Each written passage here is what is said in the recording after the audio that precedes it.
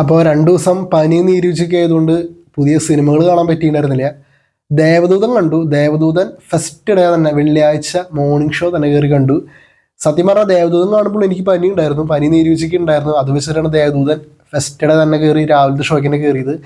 അപ്പോൾ അന്ന് AC യിലിരുന്നപ്പോൾ പനി ഒന്നുകൂടിയും കൂടി. പിന്നെ 2 ദിവസമായിട്ട് നല്ല പനിയായിരുന്നു. അതുകൊണ്ട് പുതിയ സിനിമകൾ കാണാൻ പറ്റിയില്ല. രായൻ, അതുപോലെ തന്നെ ലെവൽ ക്രോസ്, അങ്ങനെ കുറച്ച് പടങ്ങൾ ഇറങ്ങിയിട്ടുണ്ടായിരുന്നു. പഞ്ചായത്ത് ചെട്ടി, അങ്ങനെ ഒരു 3-4 സിനിമകൾ വെള്ളിയാഴ്ച ഇറങ്ങിയിട്ടുണ്ടായിരുന്നു. പനി കാരണം കാണാൻ പറ്റിയില്ല. ആകെ ദേവദൂതൻ മാത്രമാണ് കണ്ടത്.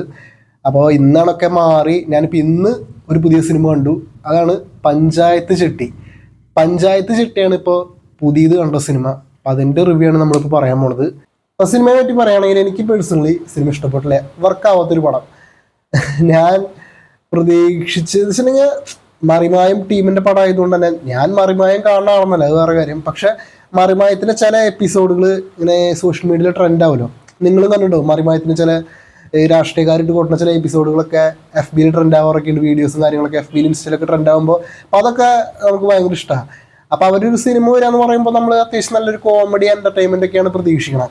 അപ്പം അങ്ങനെയാണ് ഞാൻ സിനിമ കാണാൻ പോയത്. ഒരു കോമഡി എൻ്റർടൈൻമെൻറ്റ് ആയിരിക്കും എന്ന് ഞാൻ മേക്കിങ്ങിന് വലിയ രീതിയിൽ മേക്കിങ്ങും കാര്യങ്ങളും പ്രതീക്ഷിക്കുന്നില്ല. കാരണം അവരങ്ങനെ അവരുടെ ഫസ്റ്റ് സിനിമ അല്ല, അവർ സീരിയൽ മറിമായും ചെയ്യുന്നവരാണ്. അപ്പോൾ അവർ സിനിമയിലോട്ട് വരുമ്പോൾ നമുക്ക് വലിയ മേക്കിങ്ങിനെ ക്വാളിറ്റി പ്രതീക്ഷിക്കേണ്ട. പക്ഷെ നമുക്ക് സ്റ്റോറിയും കോമഡിയൊക്കെ അത്യാവശ്യം എൻജോയ് ചെയ്യാൻ പറ്റും എന്നുള്ള രീതിയിലാണ് ഞാൻ ഇന്ന് പടം കാണാൻ പോയത്. എനിക്ക് ഇൻട്രസ്റ്റ് ഉണ്ടായിരുന്നു ഈ സിനിമ കാണാൻ തന്നെയായിരുന്നു.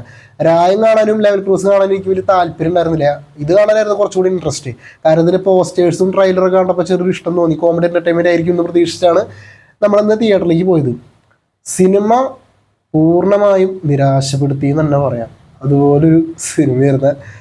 ഒരു തരത്തിലും ഒരു ഫസ്റ്റ് ഹാഫൊക്കെ സത്യം പറഞ്ഞ പ്രാന്തം. ഫസ്റ്റ് ഹാഫ് ആ ഒരു അരമണിക്കൂർ, സിനിമ ഒരു അരമണിക്കൂർ കഴിഞ്ഞതിന് ശേഷം പിന്നെ ഫസ്റ്റ് ഹാഫ് കഴിയണവരെ ഒരു മെൻ്റലാവും. പ്രത്യേകിച്ച് ആ ഒരു ഇൻ്റർവെല്ലിനോട് എടുക്കുന്ന സീനിൻ്റെ ആ സ്റ്റോറി കിടക്കുമ്പോഴേക്കും നമുക്ക് പ്രാന്താവും. എങ്ങനെയെങ്കിലും ഒന്ന് ഇൻ്റർവെല്ലായാൽ മതി എന്ന് വിചാരിച്ചാൽ അങ്ങനെ പടം ഇൻ്റർവെല്ലായി.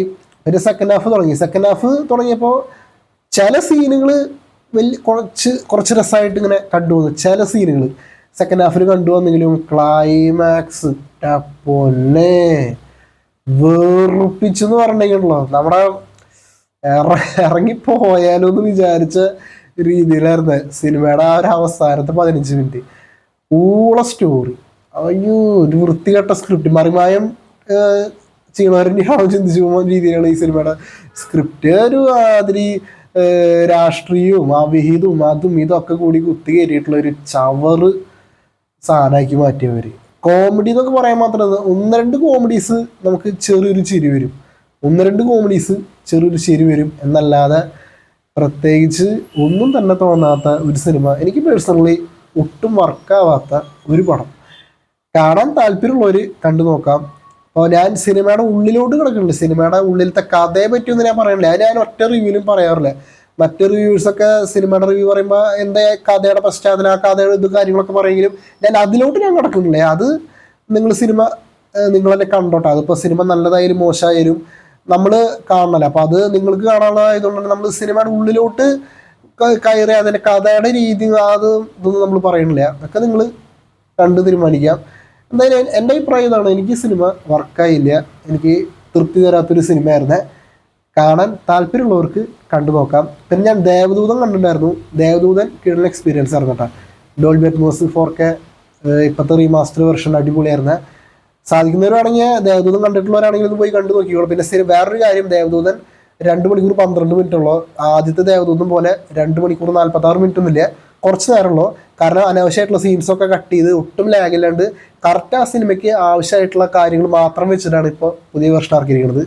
സാധിക്കുന്നവർ പോയി കണ്ടു നോക്കിക്കോ. പിന്നെ പഞ്ചായത്ത് ചെട്ടി ഇതാണ് അഭിപ്രായം. പേഴ്സണലി എനിക്ക് സിനിമ ഇഷ്ടപ്പെട്ടില്ല. കാണാൻ താല്പര്യമുള്ളവർക്ക് കണ്ടു നോക്കാം. ഓക്കെ.